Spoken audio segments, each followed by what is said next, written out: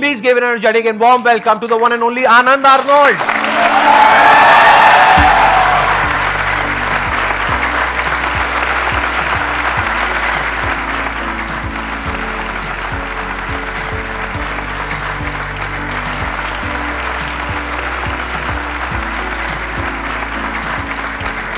कैसे हैं जी आप? बढ़िया।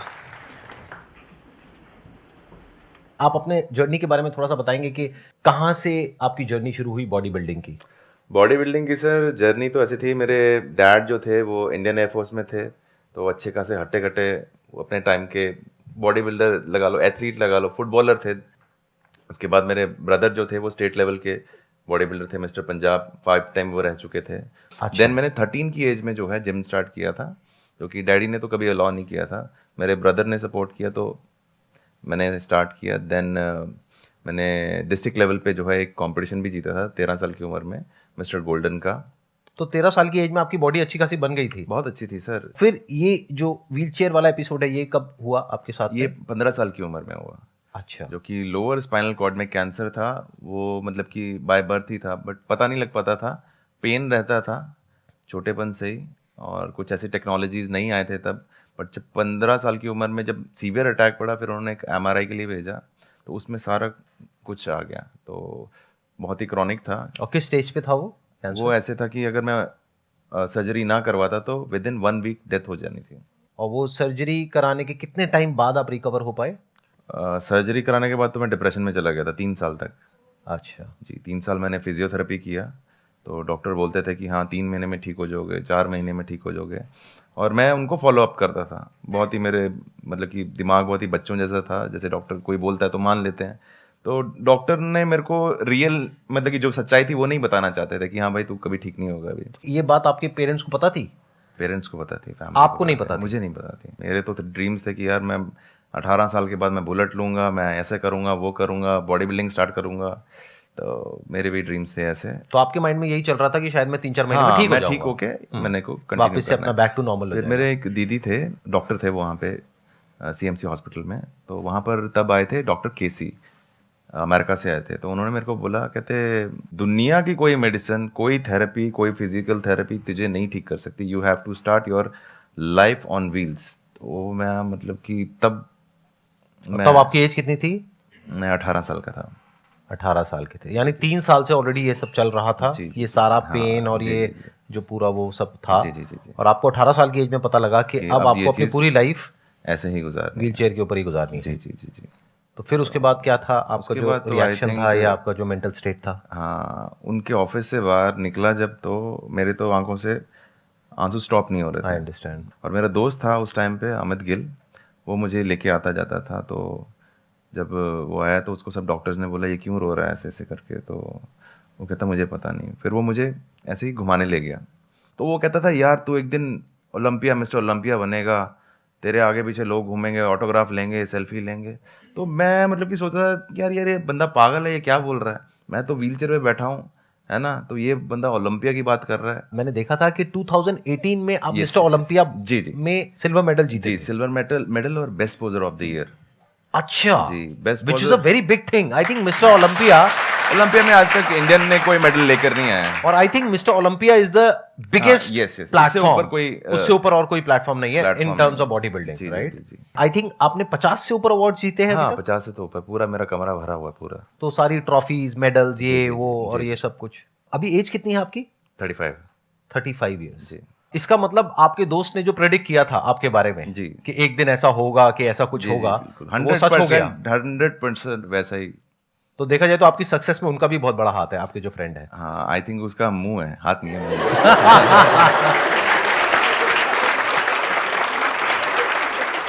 इनकी इस बात से आप आइडिया लगा सकते हो कि लाइफ में एक पॉजिटिव एनवायरनमेंट कितना जरूरी होता है जब हमारे साथ में कुछ बहुत बुरा हो रहा होता है। क्योंकि उस वक्त क्या होता है कि अंदर से इंसान टूट जाता है, आसपास में भी लोगों की जो नजरें होती हैं उसके अंदर हमको ऐसा दिख रहा होता है कि अरे अरे ये क्या हो गया, व्हाटएवर। बट उस टाइम पे अगर कोई आ करके बोले नहीं तू ये कर सकता है, वो कर सकता है, चाहे वो मन रखने के लिए भी बोले, जी, लेकिन वो बहुत बड़ी बात होती है। अब बताइए, आप लोगों के माइंड में कुछ क्वेश्चंस आ रहे होंगे जो आप इनसे पूछना चाहते हैं, तो प्लीज गो हेड। सर मैं ये पूछना चाहती हूँ दैट आपने अपनी जर्नी बहुत कुछ फेस किया होगा, उस ड्यूरेशन में आपने क्रिटिसिज्म भी बहुत फेस किया होगा, ऐसा मुझे लगता है। जी। सो अगर आपने फेस किया है तो उससे कोप अप कैसे किया आपने?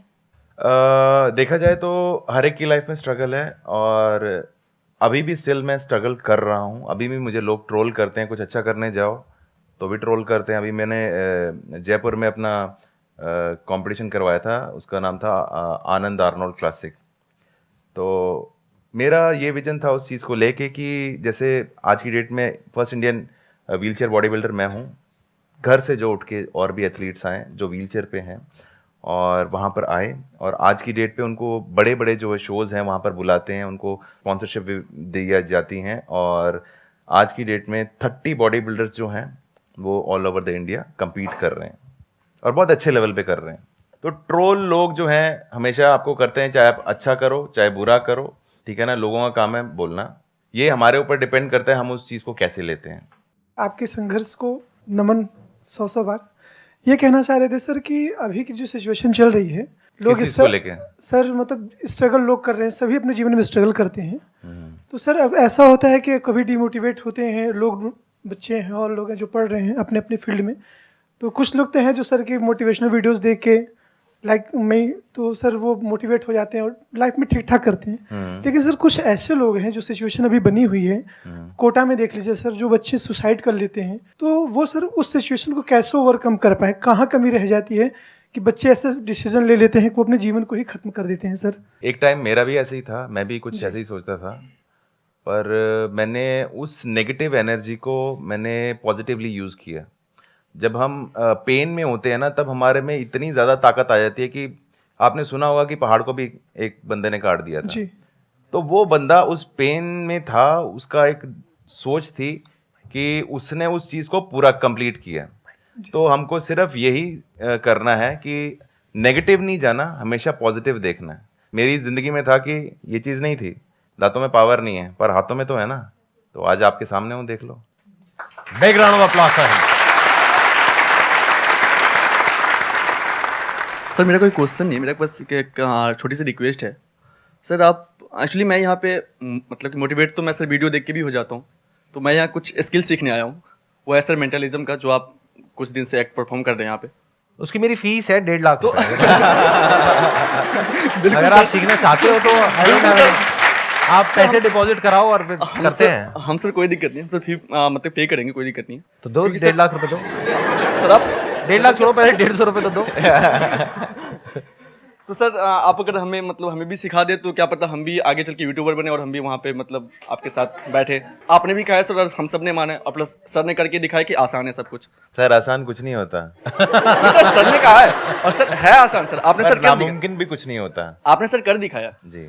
है आसान। आसान नहीं था, ये कहना चाह रहे हैं कि आसान था नहीं, और आप लोग भी गलत समझ जाते हैं। जब मैं बोलता हूं ना आसान है तो आपके माइंड में आता है सब कुछ आसान है। अरे कुछ भी आसान नहीं है। मतलब ये है कि सब कुछ बहुत मुश्किल है। ये जिस फेज से निकल करके आए हैं, दैट वाज वेरी डिफिकल्ट, बहुत मुश्किल था।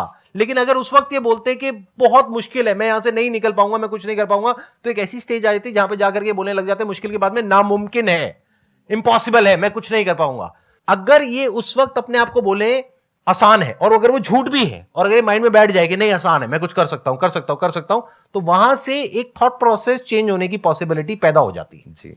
सर मैं ये पूछना चाहती हूँ कि लाइक मेरे साथ बहुत टाइम ऐसा होता है कि मैंने कोई गोल सेट किया कि मुझे ये अचीव करना है, और पर ना मुझे वो करने से पहले बहुत ज़्यादा डिप्रेशन या फिर पैनिक टाइप का सिचुएशन क्रिएट हो जाता है कि पता नहीं मैं कर पाऊँगी या नहीं। मतलब वो एक्सट्रीम हो जाता है कि बस मेरे से होगा ही नहीं, पॉसिबल ही नहीं है। तो मैं उस फियर को कैसे ख़त्म करूँ? आप ये सब सोचने के बजाय आप ये सोचिए कि मेरे को अपना बेस्ट करना है, चाहे वो सक्सेसफुल हो या ना हो। पर अगर आपने अपना 100% उसको दिया है तो उसको मतलब कि सक्सेसफुल होने से कोई भी नहीं रोक सकता। Yes sir. जब भी हम कुछ ऐसा करते हैं जो आज से पहले हमने नहीं किया है, तो हमको डर लगता है। Yes sir. उस डर को आप थ्रिल भी कह सकते हो, आपके ऊपर है आप उसको कैसे देख रहे हो। आप उसको डर बोल रहे हो, बट वो डर नहीं है, वो एक्चुअल में थ्रिल है। जैसे गाड़ी चलाना सीख रहे हैं, एक तरफ से डर भी लग रहा है कि एक्सीडेंट हो जाएगा, ये हो जाएगा, वो हो जाएगा, बट मजा भी आ रहा है धीरे धीरे जैसे जैसे हम सीख रहे हैं। तो ये थ्रिल लाइफ में हमेशा रहेगा, कभी भी ये मत समझना कि ये नहीं रहेगा। और ये सबके अंदर होता है। अगर कोई कहता है ना ये हमारे अंदर नहीं है, तो वो झूठ बोल रहा है। आज भी जब मैं कुछ नया करता हूं, देखो, एक तो है मेरा अपना कंफर्ट जोन, यानी जो मैं कर चुका हूं पास में उसी को रिपीट कर रहा हूं, तब कुछ भी डर नहीं होता है, कोई थ्रिल नहीं होता है, कुछ नहीं होता है। पर जैसे ही हम कुछ ऐसा करते हैं जो आज से पहले हमने नहीं किया है, तो अंदर से डाउट आता है, पता नहीं मैं कर पाऊंगा नहीं कर पाऊंगा, कहीं मैं फेल तो नहीं हो जाऊंगा, कहीं कुछ गलत ना हो जाए, ये ना हो जाए। बट ये अच्छा है। कुछ लोग क्या है, इसको एंजॉय करते हैं, तो वो कुछ नया करते रहते हैं लाइफ में। They become legends in their field. For example, आज ये मेरे साथ में बैठे हैं। जब आप इंडिया में कॉम्पीट करते हो तो आपके लिए बहुत आसान है इंडिया में कॉम्पीट करना, लेकिन जब आप ग्लोबल प्लेटफॉर्म पे जाते हो, जैसे कि मिस्टर ओलंपिया, जी जी। तो वहां तक तो बहुत लोग सोचते ही नहीं है। नहीं, नेवर। तो वहां तक सोच पाना और वहां पर जा करके कॉम्पीट कर पाना और जीत के आ पाना, जी। इसका मतलब कि आपके माइंड में कुछ ऐसा है कि आपको कुछ बड़ा करने में, यानी जो आप पास में कर चुके हो, जो सक्सेस अचीव कर चुके हो, उसको आप एंजॉय नहीं करते हो बैठ करके। नहीं। आप ये सोचते हो नेक्स्ट बड़ा टारगेट Next क्या मैं है, क्या करूंगा, हाँ। और जैसे ही हम वो सोचते हैं तो डर भी लगता है। जी। बट मैं उसको डर नहीं बोलता हूं, मैं उसको थ्रिल बोलता हूं। जैसे जब ये मीट सीरीज मैंने शुरू करी थी, तो मेरे अंदर एक डर था, अगर आपकी लैंग्वेज में बोला जाए, और मेरी लैंग्वेज में बोला जाए तो एक थ्रिल था, क्योंकि मैं कुछ नया कर रहा था। उससे पहले अगर आप 10 साल में देखोगे, ना तो मैं कहीं गया, ना कोई यहां पर आया। लेकिन पिछले 4 महीने में देखो कितने लोग यहां पर आ गए, सब कुछ ही बदल गया। मतलब पिछले 10 साल में जो मैंने किया, उस सबको छोड़ करके एक नया ट्रैक पकड़ लिया। हो सकता है अगले 6 महीने बाद मैं फिर कोई नया ट्रैक पकड़ लूं, जो मुझे खुद भी नहीं पता है। जो आप कहो ये क्या हो रहा है, ये क्या बदतमीजी है। संदीप सर को तो हम देखते थे ये सोच करके कि वो एक मोटिवेशनल स्पीकर है, अब वो मेंटलिस्ट बन गए हैं। तो I am not attach to my past success और failure. I am not attach to my future success और फेलियर।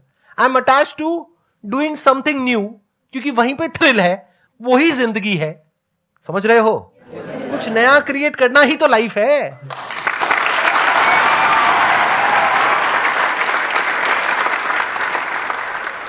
सर मेरा क्वेश्चन ये है कि सर लाइफ में हर बार प्रॉब्लम्स तो आती है, बट उसे सॉल्व करने के लिए आदमी को थोड़ी देर के लिए सोचना पड़ता है हर एक चीज़ को। और कई बार सर ऐसा होता है कि जब हम प्रॉब्लम को सोचते हैं उसमें 1 घंटा लगता है, कभी कभी बड़ी रह गई तो सर, या फिर हो सकता है कि 1 दिन भी लगे।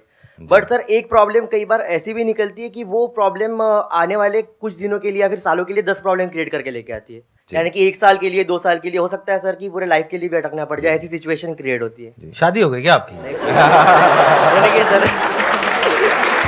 नहीं, उससे बड़ी प्रॉब्लम कोई नहीं है।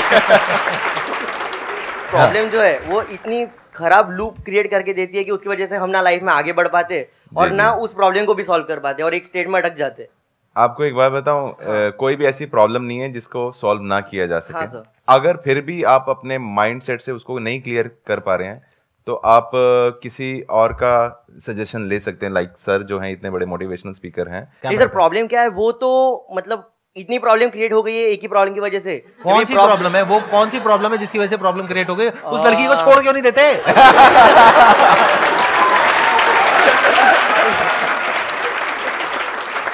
सर छोड़ भी नहीं सकते।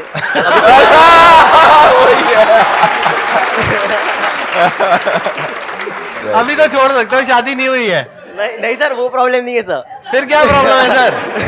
सर अब कैसे समझाओ सर, वो समझा नहीं पा समझाओ रहा ना हूं। पर इसीलिए सर आपको पूछ रहा हूँ कि अगर कोई ऐसी प्रॉब्लम आती है या फिर आ चुकी है तो मतलब आप कह रहे हो एक प्रॉब्लम आ गई है, हाँ सर। वो प्रॉब्लम एक लड़की है, और उस प्रॉब्लम की वजह से 10 प्रॉब्लम्स और आने वाली है, नहीं यानी कि सर, बच्चे नहीं सर, बिना शादी के, नहीं सर। या शादी के बाद। सर लड़की प्रॉब्लम नहीं है आप क्लियर बताओ प्रॉब्लम क्या है? सर। बस प्रॉब्लम एक पर्सन नहीं है, प्रॉब्लम पैसे प्रॉब्लम हो गई सर, जैसे कि पैसे। जैसे कि नहीं, एक्चुअल में बताओ प्रॉब्लम क्या है? एक्चुअल में क्या प्रॉब्लम सर है? वो प्रॉब्लम की वजह से इतने प्रॉब्लम्स क्रिएट हो गई है कि अभी उस प्रॉब्लम को भी सर्च करने के लिए भाई, मुझे सोचना पड़ेगा सर कि मेन प्रॉब्लम कहाँ क्रिएट हुई। चलो आप सिर्फ कैटेगरी बता दो उस प्रॉब्लम की क्या है। सर कैटेगरी प्रोफेशनल कैटेगरी है सर, प्रोफेशनल यानी कि फ्यूचर आने वाली। सर जैसे कि सर अभी मैंने आज से 1 साल पहले सर स्टार्टअप शुरू किया है मेरा, तो उसकी वजह से सब प्रॉब्लम क्रिएट हो रही है। जैसे कि अब आए ना पॉइंट पे। हाँ ठीक है, तो आपने स्टार्टअप शुरू किया। स्टार्टअप शुरू किया सर, तो उस स्टार्टअप के लिए सर थिंक करना पड़ता है हर एक चीज को कि कैसा क्या करना होगा, आगे हाँ, जाके क्या करना होगा। हाँ, तो उस चीज को करते करते सर थोड़ा बहुत टाइम बीतता है। हाँ। उसकी वजह से स्टार्टअप शुरू करने के बाद जितने भी हमारे पैसे होते वो तो हमें लगाने ही पड़ते।